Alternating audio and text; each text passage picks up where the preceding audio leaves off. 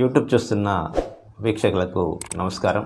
కొన్ని సందర్భాల్లో జనసమూహం ఎక్కువగా ఉన్న ప్రదేశాలకు వెళ్ళి వచ్చిన తర్వాత దగ్గు, జలుబు, అలాగే ముక్కు నుంచి నీరు కారడం, గొంతు నొప్పి, అలాగే స్కిన్ సమస్యలు అనేటివి వచ్చి తరచుగా ఇబ్బంది పెట్టడం అనేది జరుగుతూ ఉంటుంది. ఇలాంటి స్వల్పమైన సమస్యలకు హోమియోపతి వైద్యంలో ఒక 2 ముఖ్యమైన మందులు ఉన్నాయి. వాటి గురించి ఇప్పుడు తెలుసుకునే ప్రయత్నం చేద్దాం.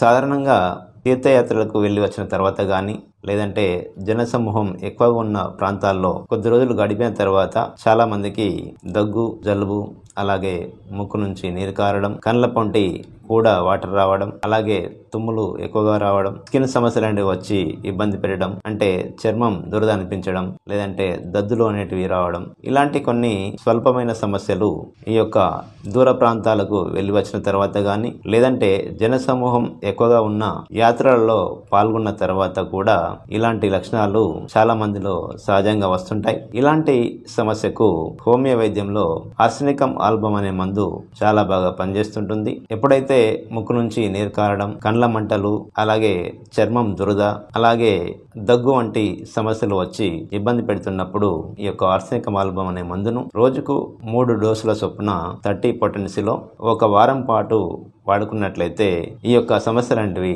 త్వరగా తగ్గుముఖం పడతాయి. ఎప్పుడైతే సమస్య అనేది తగ్గుముఖం పడుతుందో వెంటనే మందులను ఆపేయాల్సి ఉంటుంది.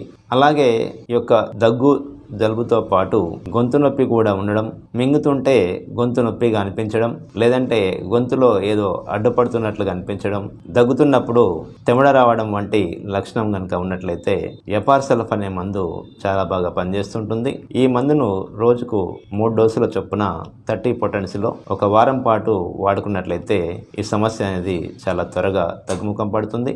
ఇలా జర్నీ చేసిన తర్వాత కానీ, లేదంటే ఏదన్నా జనసమూహాలు ఎక్కువగా ఉన్న యాత్రలలో పాల్గొన్న తర్వాత వచ్చే ఈ చిన్నపాటి సమస్యలకు ఇలాంటి మందులు వాడుకొని ప్రయోజనాన్ని పొందవచ్చును. మరి ఒక ఆరోగ్య సమస్య గురించి వచ్చే ఎపిసోడ్లో తెలుసుకునే ప్రయత్నం చేద్దాం. నమస్కారం.